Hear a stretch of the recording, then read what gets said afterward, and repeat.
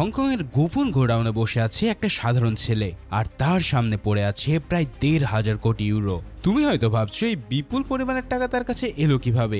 সে কি কোনো আন্ডারওয়ার্ল্ডের বড় ডন, নাকি সে একজন ড্রাগ মাফিয়া? কিন্তু আসল সত্যটা শুনলে তুমি পুরো অবাক হয়ে যাবে, কেননা সে কোনো মাফিয়া বা ডন নয়, বরং সে হলো পার্কিং লটে কাজ করা একটা সাধারণ বালক, যে কিনা লাইফে এমন এক আলাদিনের চেরাগ পেয়েছে যা তাকে বানিয়েছে রাতারাতি কোটিপতি। পুরো কাহিনী জানতে চাও? তাহলে চলো শুরু করি আজকের মুভি দ্য কুরিয়ারের এক্সপ্লেনেশন। মুভির শুরুতে আমাদের দেখা হয় ইভান নামের এই সাধারণ ছেলেটার সাথে, যে মাদ্রিদের একটা বিলাসবহুল হোটেলের সামনে কাস্টমারদের গাড়ি পার্কিং এর কাজ করত। তার প্রতিদিনের কাজ হলো ধনীদের দামি গাড়িগুলো পার্কিং লট থেকে হোটেলের একদম সামনে নিয়ে আসা। এতে কাস্টমাররা খুশি হয়ে যে সামান্য টিপস দেয়, তাতে তার পুরো পরিবারের খরচ কোনো মতে চলে যায়। তবে ইভানের অতীত জীবন কিন্তু এতটা কষ্টের ছিল না। ছোটবেলায় তার বাবা শহরের বেশ ভালো একটা রেস্টুরেন্ট চালাতো। সেই সময় অলিম্পিকের কারণে ট্যুরিস্টদের ভিড়ে তাদের ব্যবসা বেশ চমৎকারই চলছিল, ফলে তাদের পরিবারে তখন সুখের কোনো কমতি ছিল না। কিন্তু পরের বছর থেকেই দেশের অর্থনীতিতে নামে এক ভয়ানক ধস, আর এই অনাকাঙ্ক্ষিত সংকটের কারণে সাধারণ মানুষের জীবন একদম থমকে যায়। দেশের এই বাজে অবস্থার কারণে ইভানের বাবার রেস্টুরেন্ট ব্যবসা পুরোপুরি পথে বসে পড়ে। ব্যাংকের বিশাল লোন শোধ করতে গিয়ে তাদের পুরো পরিবার একবারে নিঃস্ব হয়ে যায়। তাই তো প্রতিদিন কাজ শেষে বাড়ি ফিরে ইভান দেখতে পায় তার বাবা টিভিতে নিউজ দেখছে। সে খবরে দেশের দুরবস্থা দেখে প্রতিদিন হতাশ হয়ে সরকারকে গালিগালাজ করতে থাকে। তাই এই অভাবের সংসার থেকে বের হওয়ার জন্য ইভানের মাথায় সব সময় নতুন ব্যবসার বুদ্ধি ঘুরপাক খায়। একদিন কাজ শেষে বাড়ি ফেরার পথে সে কনস্ট্রাকশন সেক্টরে বেশ কিছু চমকপ্রদ বিজ্ঞাপন দেখতে পায়। সেই পোস্টারগুলোই দেখে তার মনে দারুণ একটা আইডিয়া আসে। সে ভাবে ভাঙাচোরা পুরাতন বাড়ি অল্প দামে কিনে সেগুলো মেরামত করে বেশি দামে বিক্রি করলে অনেক টাকা লাভ করা সম্ভব। এখন নিজের এই দুর্দান্ত প্ল্যানটা সে তার বন্ধুদের সাথে শেয়ার করে, যাতে সবাই মিলে কাজটা শুরু করতে পারে। কিন্তু তার বন্ধুরা এই অভিনব আইডিয়াটাকে একদমই পাত্তা দেয় না, কারণ রিয়েল এস্টেটের ব্যবসায় প্রচুর ক্যাশ টাকার দরকার হয়। এর পাশাপাশি ব্যাংক থেকেও লোন নেওয়া অনেক ঝামেলার ব্যাপার। এখন বন্ধুদের সাপোর্ট না পেয়ে ইভান সাময়িকভাবে কিছুটা হতাশ হয়ে পড়ে। তবে সে নিজের স্বপ্ন থেকে একটু পিছিয়ে আসে না। তাই পরের দিন সে আবারও সেই হোটেলের সামনে কাজে ফিরে যায়। কিন্তু ঠিক তখনই একজন মাতাল ধনী লোককে হোটেল থেকে সে টলতে টলতে বেরিয়ে আসতে দেখে। এখানে তার একজন সহকর্মীর কাছ থেকে ইভান জানতে পারে যে এই মাতাল লোকটা আসলে পার্লামেন্টের একজন ক্ষমতাধর এমপি। এই স্পেশাল তথ্যটা শোনার পর ইভানের মাথায় একটা চমৎকার সুযোগের ঘন্টা বেজে ওঠে। লোকটা যখন ঠিকমতো হাঁটতেও পারছিল না, তখন সে দ্রুত গিয়ে তার গাড়িটা হোটেলের একদম সামনে নিয়ে আসে। এরপর সে লোকটাকে প্রস্তাব দেয় যে মাত্র ৩০০ ইউরোর বিনিময়ে সে তাকে একদম সঠিক জায়গায় পৌঁছে দিতে পারবে। তো মাতাল এমপি ইভানকে জানায় যে যদি সে ঠিক সময় তাকে গন্তব্যে পৌঁছাতে পারে, তবে তাকে ২৫০০ ইউরো বকশিশ দেওয়া হবে। এখন এই লোভনীয় অফার শুনে ইভান লোকটাকে গাড়িতে বসিয়ে খুব দ্রুত শহরের দিকে টান মারে।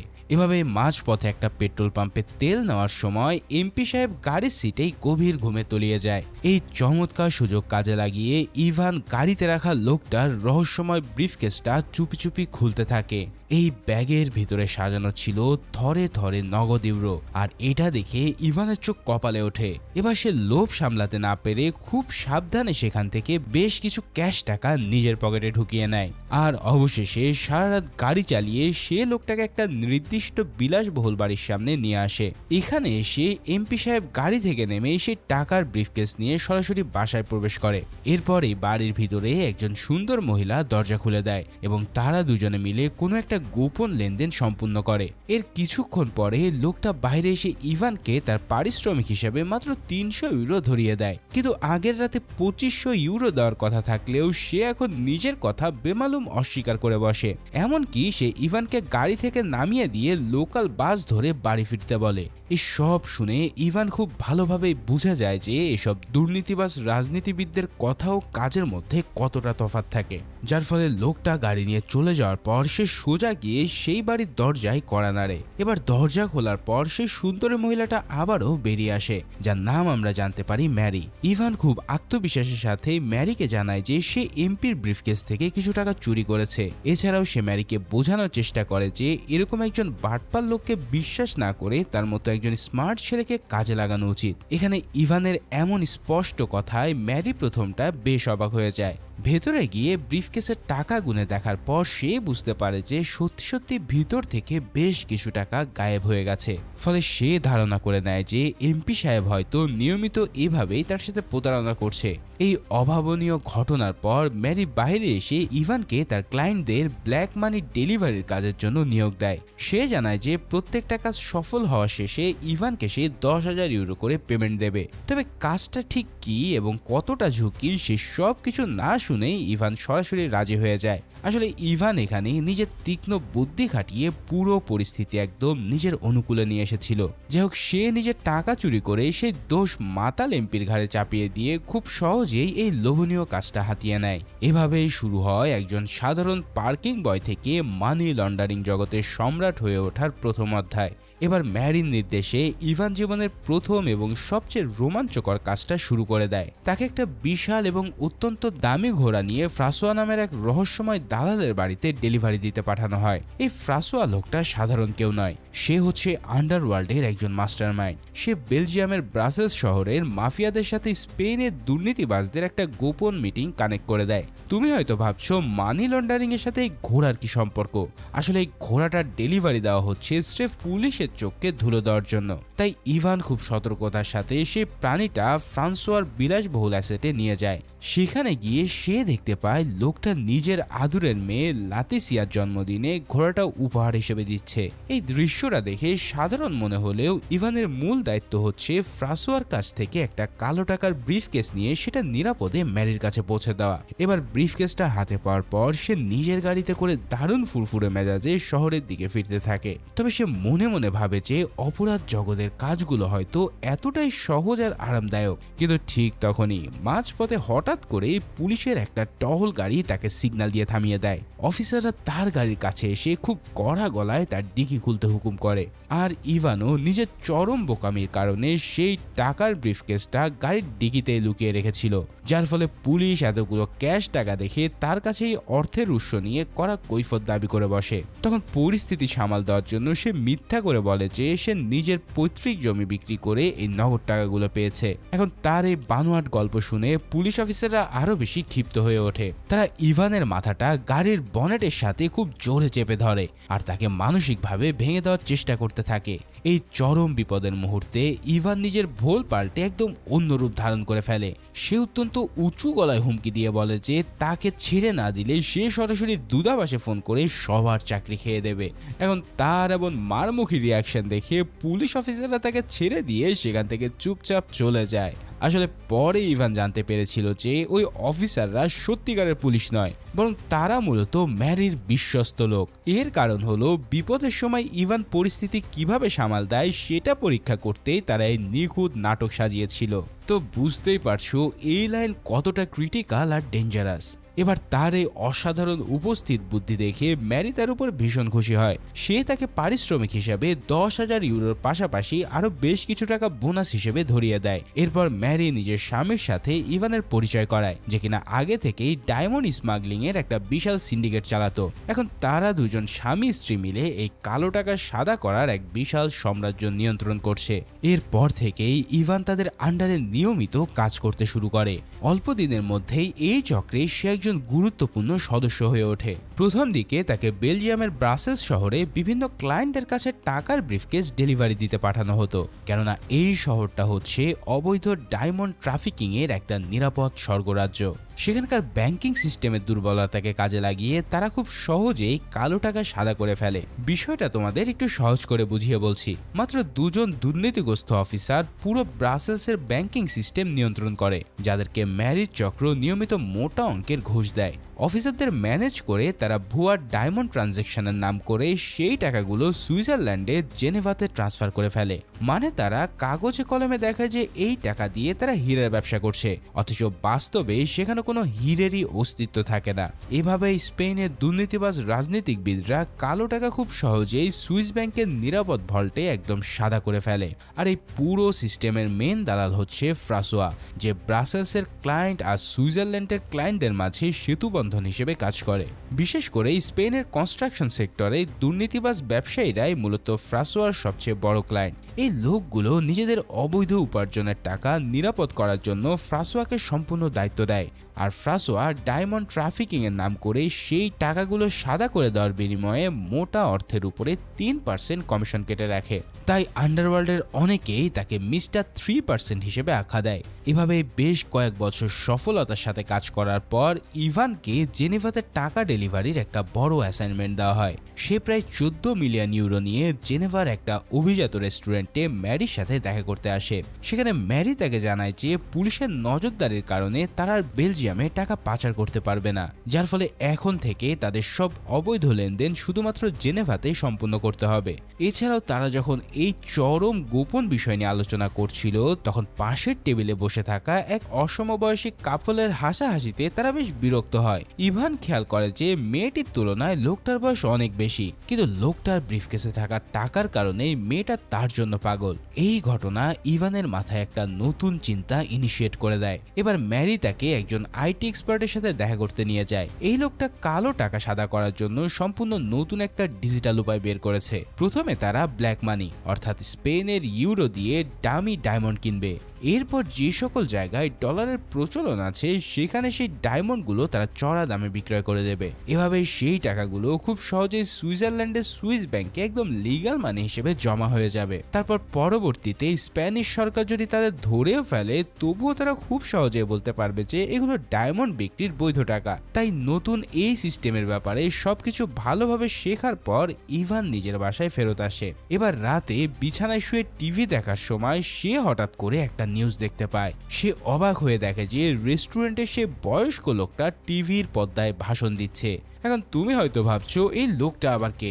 আসলে এই লোকটার নাম যশ, যে কিনা অত্যন্ত ধনী একজন ব্যক্তি এবং অনেক এমপি মন্ত্রীর সাথে তার গভীর ওঠা বসা আছে। তবে সবচেয়ে বড় কথা হলো টিভিতে যশের পাশে দেখা যাচ্ছে তার আসল স্ত্রীকে। এতে ইভান খুব ভালো করে বুঝে যায় যে লোকটা নিজের বউ রেখে বাইরে পরকীয়া করে বেড়াচ্ছে। তাই তো এবার তার নেক্সট টার্গেট হয়ে যায় যশ। এই কারণে সে কয়েকদিন ধরে তাকে রাস্তায় ফলো করতে থাকে। এরপর একদিন সে একটা বিলাসবহুল হোটেলের লবিতে তার জন্য অধীর আগ্রহে অপেক্ষা করছিল। সে মূলত লোকটাকে ফাঁদে ফেলার জন্য খুঁজছিল একটা মক্ষম সুযোগ, কিন্তু ওই হোটেলের একজন চালাক সিকিউরিটি স্টাফ ইভানের সন্দেহজনক হাবভাব দেখে তার আসল মতলবটা ধরে ফেলে। এদিকে যশ তার সেই গার্লফ্রেন্ডকে নিয়ে হোটেলে আসার পরেই ইভান খোঁজ নিয়ে জানতে পারে যে তারা কোন রুমে উঠেছে। এখানে ইভান প্ল্যান করে যে যশ রুমে ঢোকার আগেই সে ওই রুমে একটা গোপন সিক্রেট ক্যামেরা লাগিয়ে রাখবে। কিন্তু ঠিক তখনই রুমে ঢোকার সময় সেই হোটেল স্টাফের হাতে সে একদম হাতে নাতে ধরা পড়ে যায়। তাই নিজেকে বাঁচানোর জন্য সে সাথে সাথে ছেলেটাকে 10,000 ইউরো নগদ ঘুষ দিতে রাজি হয়। এখন টাকার লোভ দেখিয়ে সে ওই ছেলেটাকে রুমের ভিতরে ক্যামেরা বসাতে রাজি করিয়ে ফেলে। তবে একটু পর যশ তার গার্লফ্রেন্ডকে নিয়ে রুমের ভিতরে যা যা করে তার সবকিছুই ক্যামেরায় সুন্দরভাবে রেকর্ড হয়ে যায়। এরপর সেই স্টাফ ছেলেটা ইভানকে ভিডিও রেকর্ডিংটা দিয়ে নিজের নাম ইয়ানিক বলে পরিচয় দেয়। ইয়ানিক সবকিছু শোনার পর ইভানের পার্টনার হিসেবে কাজ করার জন্য আগ্রহ প্রকাশ করে। ইভানও ভেবে চিন্তে দেখে যে ছেলেটা বেশ স্মার্ট এবং যে কোনো পরিস্থিতি খুব দারুণভাবে সামাল দিতে পারে। তাই সে ইয়ানিককে নিজের বিশ্বস্ত পার্টনার বানিয়ে সোজা যশের কাছে ব্ল্যাকমেলের জন্য চলে যায়। এদিকে ইভান যশকে ভিডিওটা দেখিয়ে তার পরিচিত সব মন্ত্রী ও ব্যবসায়ীদের সাথে পরিচয় করিয়ে দেওয়ার চাপ দেয়, কেননা সে এখন আর ফ্রাসোয়া বা ম্যারির অধীনে না থেকে নিজে আলাদাভাবে এই আন্ডারওয়ার্ল্ডের রাজা হতে চাইছিল।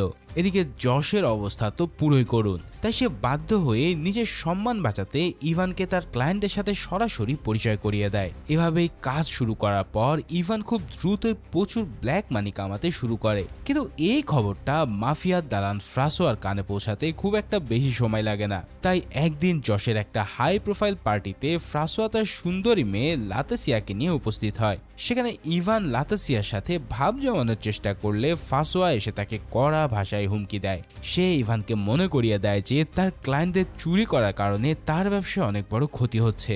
এমনকি সে ইভানকে তার মেয়ের কাছ থেকে দূরে থাকার জন্য একেবারে চূড়ান্ত নির্দেশ দিয়ে দেয়। এখন ফ্রাসোয়ার এমন কড়া হুমকি শুনেও ইভানের চেহারায় বিন্দু মাত্র ভয়ের ছাপ দেখা যায় না।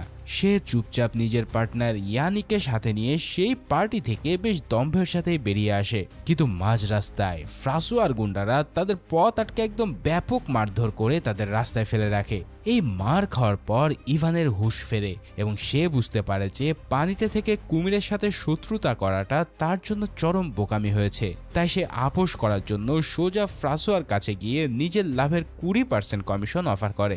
আর শেষ পর্যন্ত তারা ডিল ফাইনাল করে যে এই বছর ইভান তাকে 30% এবং পরের বছর থেকে 20% হারে কমিশন দেবে। এভাবে ফ্রাসোয়ার সাথে চুক্তির পর পরবর্তী কয়েক বছরে ইভান আক্ষরিক অর্থে নিজের টাকার পাহাড় জমিয়ে ফেলে।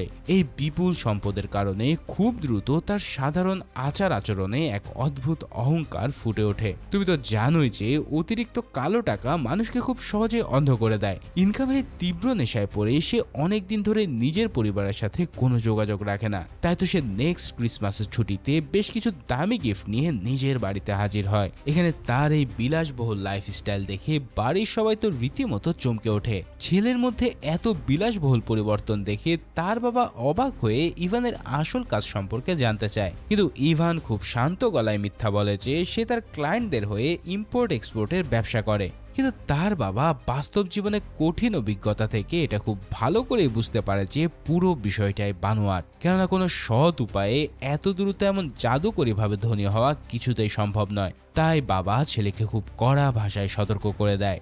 সে জানায় যে এই অবৈধ টাকা ইনকাম করতে গেলে একদিন তার চরম বিপদে পড়তে হবে। কিন্তু এই সব কথায় ইভানের ইগোতে একটা বিশাল বড় ধাক্কা লাগে এবং সে প্রচণ্ড রেগে যায়। তখন সে তার বাবার মুখের উপরে দাবি করে যে ক্যাশ টাকা দিয়ে দুনিয়ার সব কিছুর সমাধান সম্ভব। সে আরও জানায় যে প্রয়োজনে সে হাসি মুখে জেলে যাবে, কিন্তু তবুও তাদের মতো গরিব হয়ে সারা জীবন কাটাতে পারবে না। এই ভয়ঙ্কর ঝগড়ার পর বাড়ি থেকে বেরিয়ে সে সরাসরি তার পুরাতন বন্ধুদের সাথে দেখা করতে আসে, কিন্তু সেখানে গিয়ে ইভান জানতে পারে যে তারা এখন তার সেই পুরাতন কনস্ট্রাকশনের প্ল্যান অনুযায়ী কাজ করছে। তারা ব্যাংক থেকে লোন নিয়ে শহরের পুরাতন বাড়ি সরিয়ে ডাবল দামে বিক্রি করে বেশ ভালো একটা ইনকাম দাঁড় করিয়েছে। অথচ তাকে এই বিশাল সফলতার ব্যাপারে আগে থেকে বিন্দুমাত্র ধারণা দেওয়া হয়নি। তাই সে নিজের আইডিয়াটা চুরি হয়ে গেছে জেনে মনের গভীরে ভীষণ কষ্ট পায়। যাই হোক, সে বন্ধুদের একটা মেকি শুভকামনা জানিয়ে আবারও নিজের মাফিয়া জগতে ফিরে আসে। এরপর একদিন হঠাৎ ম্যারি তার সাথে একটা গোপনীয় বিষয়ে কথা বলতে উপস্থিত হয়। সে ইভানকে খুব ভয়ের সাথে জানায় যে পুলিশ গোপনে ফ্রাসোয়ার গ্যাংয়ের ব্যাপারে খুব সিরিয়াসলি ইনভেস্টিগেশন করছে। এখন পুলিশ যদি কোনোভাবে তাকে ধরে ফেলে তবে পরিস্থিতি মারাত্মকভাবে ভয়াবহ হবে। তখন তার সাথে জড়িত ইভান সহ অন্যান্য ক্লায়েন্টরা খুব বাজেভাবে ফেঁসে যাবে। এখন ম্যারির এই ভয়ানক সতর্কবার্তা শোনার পর ইভান মানসিকভাবে বেশ বিচলিত হয়ে পড়ে। পরবর্তী কয়েকদিন মাদ্রিদের রাস্তায় চলার সময় সে খুব সূক্ষ্মভাবে খেয়াল করে যে একটা রহস্যময় গাড়ি তাকে সর্বক্ষণ ফলো করছে। সে খুব সহজে পুলিশের এই পুরাতন কৌশলটা ধরে ফেলে। এরা আসলে স্প্যানিশ পুলিশের আন্ডারকভার অফিসার হিসেবে কাজ করছে। তুমি হয়তো ভাবছো ইভান এখানে ভয় পেয়ে পালাবে, কিন্তু চরম বিপদে মাথা ঠান্ডা রাখাটা সে খুব ভালো করেই জানে। তাই সে ইঁদুর বেড়াল খেলার বদলে সরাসরি পুলিশ কমিশনারের অফিসে গিয়ে হাজির হয়। সে মূলত কমিশনারের সাথে কথা বলে বাজিয়ে দেখার চেষ্টা করে যে পুলিশ তার ব্যাপারে ঠিক কতটুকু জানে, কিন্তু সে অবাক হয়ে লক্ষ্য করে যে কমিশনার ইতিমধ্যে তার ব্যবসার প্রায় সব কিছুই জেনে গেছে। তাই বাধ্য হয়ে নিজের পিঠ বাজাতে কমিশনারের সাথে সে একটা চমৎকার কিন্তু অত্যন্ত বেইমানি ডিল করে ফেলে। সে প্রস্তাব দেয় যে ফ্রাসোয়া এবং তার হাই প্রোফাইল ক্লায়েন্টদের সমস্ত গোপন তথ্য সে তাদের হাতে তুলে দেবে, তবে বিনিময়ে পুলিশ তাকে মানি লন্ডারিং এর বিশাল মামলা থেকে সম্পূর্ণ প্রোটেকশন নিশ্চিত করবে। এখন পুলিশ কমিশনার তার এই লোভনীয় প্রস্তাবে সাথে সাথে রাজি হয়ে যায়। ফলে গ্রিন সিগন্যাল পেয়ে সে নিজের ধূর্ত মাস্টার প্ল্যান বাস্তবায়নের কাজে নেমে পড়ে। সে অত্যন্ত নিখুঁতভাবে এই দাবার খেলাটা খেলে। প্রথমে সে নিজের উপর থেকে ফ্রাসোয়ার সন্দেহ কমানোর জন্য তার পার্টনার ইয়ানিককে শহরের বাইরে পাঠিয়ে দেয়। এরপর সে ফ্রাসোয়ার মেয়ে লাতিসিয়াকে নিয়ে বিদেশের একটা বিলাসবহুল ট্যুরে যাওয়ার রোমান্টিক প্রপোজাল দেয়। এখন লাতিসিয়া যেহেতু আগে থেকে ইভানের উপরে একটু ইমোশনালি দুর্বল ছিল, তাই সে কোনো কিছু না ভেবেই এই প্রস্তাবে রাজি হয়ে যায়। এরপর তারা দুজনে মিলে কয়েকদিনের জন্য বিদেশে একটা অত্যন্ত চমৎকার ট্যুর দেয়। সেখানে সে সে মেয়েটাকে বিভিন্ন দামি গিফট এবং সারপ্রাইজ দিয়ে পুরো নিজের মায়ে আটকে রাখে। এদিকে পুলিশ তার দেওয়া নিখুঁত তথ্যের ভিত্তিতে ব্রাসেলস ও জেনেভায় অভিযান চালিয়ে জশ ও ফ্রান্সোয়াকে গ্রেফতার করে নেয়। একদিন হোটেলের সুন্দর রুমে বসে লাতিসিয়া হঠাৎ করেই টিভি নিউজে তার বাবার গ্রেফতারের কথাটা জানতে পারে। এই মর্মান্তিক সংবাদ শুনে মেয়েটা চরম অস্থির হয়ে যায় আর দ্রুত ব্যাগপত্র গুছিয়ে স্পেনের দিকে রওনা হয়। কিন্তু ইভান এখানে তাকে আটকানোর জন্য বিন্দু মাত্র চেষ্টা করে না, কারণ ফ্রান্সোয়াকে জেলে পাঠানোর যে মূল স্বার্থ তার ছিল সেটা ইতিমধ্যেই খুব সুন্দরভাবে হাসিল হয়ে গেছে। আর এভাবে একটা সাধারণ দাবারু চাল দিয়ে সে মানি লন্ডারিং জগতের রাজাকে সিংহাসন থেকে নামিয়ে দেয়। এখন দেশে ফিরে এসে ইভান ভাবে যে সে এখন পুরো ফিল্ড ফাঁকা পেয়ে একাই রাজত্ব করবে, কিন্তু ম্যারি আর তার স্বামী তাকে পরিস্থিতি ঠান্ডা হওয়া পর্যন্ত আন্ডারগ্রাউন্ডে থাকার বুদ্ধি দেয়। এদিকে হঠাৎ করে স্পেনের পুরো কনস্ট্রাকশন সেক্টরে একটা ভয়াবহ ধস নেমে আসে। নতুন বিল্ডিং তৈরি বন্ধ হয়ে যাওয়ার কারণে তাদের কালো টাকা সাপ্লাই একদম শূন্যের কোঠায় পৌঁছায়। ফলে পকেটে টাকা না থাকায় ইভান এবার নতুন কোনো রাস্তা খোঁজার জন্য মরিয়া হয়ে ওঠে। সে শহরের আর এক কুখ্যাত মাফিয়া ইয়াং মিং এর সাথে কাজ করার জন্য জশের সাহায্য নেয়। এই ইয়াং মিং মূলত স্পেন অপারেট করা চাইনিজ মানি লন্ডারিং চক্রের একজন বড় লিডার। তবে ইয়াং মিনের টাকা পাচারের পুরাতন সিস্টেম ইভানের কাছে মোটেও সুবিধার মনে হয় না, তাই সে সুইজারল্যান্ডের ক্লায়েন্টদের স্প্যানিশ টাকাগুলো ইয়াং মিনের মাধ্যমে হংকং এ পাচারের একটা দারুণ বুদ্ধি বের করে। তাদের এই নতুন ব্যবসা যখন বেশ ভালোই চলছিল, ঠিক তখনই পুরো দুনিয়া কাঁপিয়ে দিয়ে একটা ঘটনা ঘটে। সুইজারল্যান্ডের সেই আইটি এক্সপার্ট সুইস ব্যাংকের সমস্ত সিক্রেট অ্যাকাউন্টের লিস্ট পাবলিকলি ফাঁস করে দেয়। এই ঐতিহাসিক লিকটা পুরো দুনিয়ায় ফালসিয়ানি লিস্ট হিসেবে ব্যাপক পরিচিতি পায়, যা স্প্যানিশ মিডিয়াতে রীতিমতো ঝড় তোলে। আর এই লিস্টের মাধ্যমে প্রায় 1.8 বিলিয়ন ইউরোর অবৈধ লেনদেনের তথ্য সাধারণ মানুষের সামনে চলে আসে। তবে সবচেয়ে ভয়ঙ্কর বিষয় হলো সেই ফালসিয়ানি লিস্টে ইভান আর ম্যারির সমস্ত ক্লায়েন্টের নামও পরিষ্কারভাবে উল্লেখ ছিল। এখন এই মারাত্মক ডেটা ফাঁস হওয়ার কারণে তারা দুজনেই খুব বাজেভাবে পুলিশের নজরে পড়ে যায়। ফলে ম্যারি তখন দ্রুত ইভানকে নিয়ে শহর ছাড়ার জন্য একটা নিখুঁত প্ল্যান করে, কিন্তু স্প্যানিশ পুলিশ আগে থেকে তাদের প্রত্যেকটা গতিবিধির উপরে কড়া নজর রাখছিল। তাই পালানোর সময় রাস্তায় ইয়াং মিং এর লোকরা হঠাৎ করে তাদের দুজনকে জোর করে তুলে নিয়ে যায়। ইয়াং মিং প্রচন্ড সন্দেহ করতে থাকে যে ইভানই হয়তো পুলিশের কাছে তাদের সব গোপন তথ্য ফাঁস করেছে, তাই তারা এবার ইভানকে শেষ করে দিতে চায়। এখন নিজের জীবন বাঁচাতে ইভান তখন তাকে প্রস্তাব দেয় যে সে নিজ দায়িত্ব নিয়ে সব ক্যাশ টাকা চীনের হংকং এর নিরাপদে পৌঁছে দেবে। এসব ঘটার পর ম্যারি আর ইভান যখন পালানোর রাস্তা খুঁজছিল, তখন ইয়াং মিং এর লোকেরা তাদের জোর করে তুলে নিয়ে যায়। এখন মাফিয়া ডন ইয়াং মিং এর হাতে আর কোনো উপায় না থাকায় সেই ঝুঁকিপূর্ণ প্রস্তাবে রাজি হয়ে যায়। এরপর তার লোকেরা ইভানের মাস্টার প্ল্যান অনুযায়ী বিশাল একটা কার্গো কন্টেনারে তাদের সমস্ত ক্যাশ টাকা লোড করে। সেই ঘুটঘুটে অন্ধকার কন্টেনারের ভিতরে ইভান নিজেও খুব সন্তর্পণে লুকিয়ে পড়ে। সে ভাবতে থাকে এইটাই তার জীবনের শেষ এবং সবচেয়ে ভয়ঙ্কর একটা খেলা। এখন তারা ঠিক কিভাবে এই দীর্ঘ সমুদ্র পথ পাড়ি দেয় সেটাই মুভিতে বিস্তারিত দেখানো হয়নি। তবে বেশ কিছুদিন পর এখানে আমরা হংকং এর একটা পোর্ট দেখতে পাই। আসলে সেই কন্টেইনার গোডাউনে আনার পর ইভান সেই অন্ধকারের ভিতর থেকে একদম অক্ষত অবস্থায় বেরিয়ে আসে। সবগুলো ক্যাশ টাকা গুনে দেখা যায় যে ভেতরে এক কানা করিও কম নেই। এখন তার এই অভাবনীয় সফলতা দেখে সে নিজে রীতিমতো অবাক হয়ে যায়। সে ভেবেছিল যে এই ডেলিভারির পর পাওয়া কমিশন দিয়ে সে নিজের বাকি জীবনটা দারুণ শান্তিতে কাটিয়ে দেবে, কেননা এই নতুন দেশে তাকে কেউই চেনে না। তাই এইখানে সে একটা সম্পূর্ণ নতুন জীবন শুরু করতে পারবে। এই চরম আনন্দে সে শহরের একটা বড় স্টেডিয়ামে গিয়ে একা একা বুনো উল্লাস পার্টি করার সিদ্ধান্ত নেয়। কিন্তু ঠিক তখনই সেখানে হংকং পুলিশ এসে চারিদিক থেকে তাকে শক্তভাবে ঘিরে ধরে। পুলিশ অফিসাররা তাকে জানায় যে স্প্যানিশ সরকার তার নামে একটা ইন্টারন্যাশনাল অ্যারেস্ট ওয়ারেন্ট জারি করেছে। ফলে তারা ইভানকে গ্রেফতার করে সরাসরি স্পেনের মাদ্রিদে ফেরত পাঠায়। সেখানে গিয়ে সেই পুরানো পুলিশ কমিশনারের মুখোমুখি হয়, যাকে সে আগে তথ্য দিয়ে সাহায্য করেছিল। এরপর ইভান তাকে 1 মিলিয়ন ইউরো নগদ ঘুষ দেওয়ার একটা লোভনীয় অফার করে বসে। তবে পুলিশ কমিশনার খুব সৎ হওয়ার কারণে সে এই প্রস্তাব সরাসরি প্রত্যাখ্যান করে। উল্টো সে ইভানকে জানিয়ে দেয় যে দেশের সেরা উকিল ধরলেও তার অন্তত 15 বছরের জেল হবে। তখন ইভান দম্ভ করে বলে যে ম্যারি তাকে যে কোনো মূল্যেই এই জেল থেকে ছাড়িয়ে নিয়ে যাবে। কিন্তু এখানে কমিশনার তাকে একটা চরম সত্য জানিয়ে দেয়। সে জানায় যে ম্যারি তাকে পুলিশের হাতে ধরিয়ে দিয়েছে। আসলে নিজের পিঠ বাঁচাতে ম্যারি ইভানের সমস্ত গোপন তথ্য বিনা দ্বিধায় পুলিশের কাছে ফাঁস করে। এখন এই ভয়ঙ্কর খবরটা শোনার পর ইভানের সমস্ত আশা আর অহংকার একেবারে চুরমার হয়ে যায়। একটু পরে কাস্টাডিতে যাওয়ার সময় সে ম্যারিকে বাইরে স্বাধীনভাবে হাঁটতে দেখে। ম্যারি তখন এমন একটা রিয়াকশন দেয় যেন সে ইভানকে কোনোদিনই চোখেও দেখেনি। তখন ইভান খুব ভালো করে বুঝতে পারে যে অন্যের জন্য গর্ত খুঁড়লে নিজেকেও একদিন সেই গর্তে পড়তে হয়। সে যেভাবে নিজের লোভের জন্য ফ্রাসোয়াকে পুলিশের হাতে তুলে দিয়েছিল, ম্যারিও ঠিক একই কাজ তার সাথে করেছে। এর কিছুদিন পর জেলের ভিতরে একজন সাংবাদিক তার সাক্ষাৎকার নিতে আসে।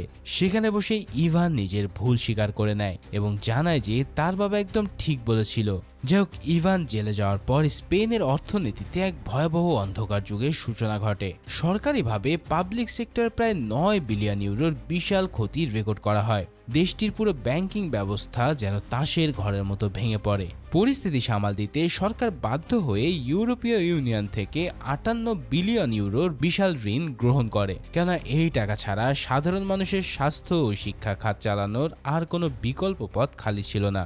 এছাড়াও দেশের জাতীয় ঋণ আগের তুলনায় প্রায় 3 গুণ বেড়ে যায়। এর ফলে সাধারণ নাগরিকদের উপরে ঋণের বোঝা বহু গুণে বাড়তে থাকে এবং অসংখ্য মানুষ নিজেদের ঘর বাড়ি থেকে উচ্ছেদ হয়। আর ঠিক এই সিনের মধ্যে দিয়েই শেষ হয় অসাধারণ মুভিটি।